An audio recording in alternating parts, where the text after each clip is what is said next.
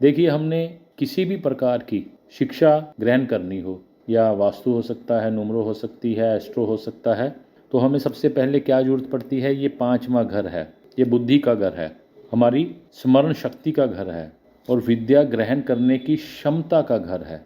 उसके बाद हमें सेकंड हाउस देखना होगा। क्यों? क्योंकि ये पंचम से दशम भाव है। ये क्या हो गया?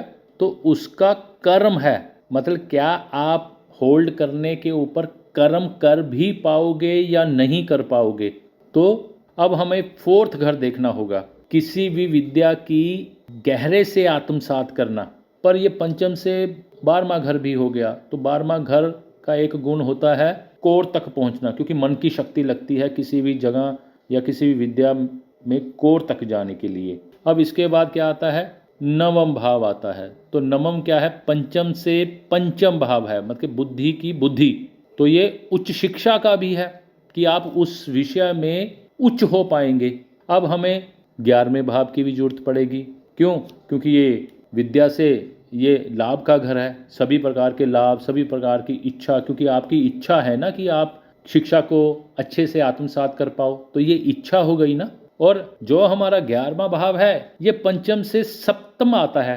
तो सप्तम क्या होता है? लाभ का, मतलब कि जो हमारी व्यापार व्यवस्था या स्वय रोजगार है, तो क्या हम इस विद्या को स्वय रोजगार के रूप में अपना पाएंगे? तो क्या है, दोनों चीज़ें आ गई। ये इच्छा पूर्ति का भी है, पर पंचम से ये क्या हो जाता है? सप्तम हो जाता है। तो ये स्वय रोजगार, क्या हम इस विद्या जो सीख रहे हैं इससे धन कमा पाएंगे? तो ये 11वां भाव भी जरूरी है, ये भी स्ट्रांग होना चाहिए, मजबूत होना चाहिए। अब देखिए, इसके बाद हमें तीसरा घर भी देखना होगा जो पंचम से 11वां है। जैसे यहाँ 11वें की बात की कि ये सब इच्छा पूर्ति है, तो पंचम से 11वां भी देखना होगा। तो 11वां घर क्या है? इच्छा का है, पर ये अपने आप में तीसरा है। तो तीसरा क्या है? अभ्यास का, परिश्रम का, प्रैक्टिस का, लेखन का।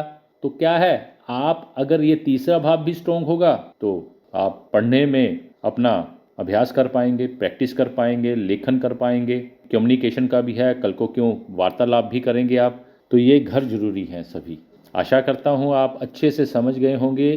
कोई भी एक घर रिस्पॉन्सिबल नहीं होता, उसके लिए सभी की सपोर्ट चाहिए।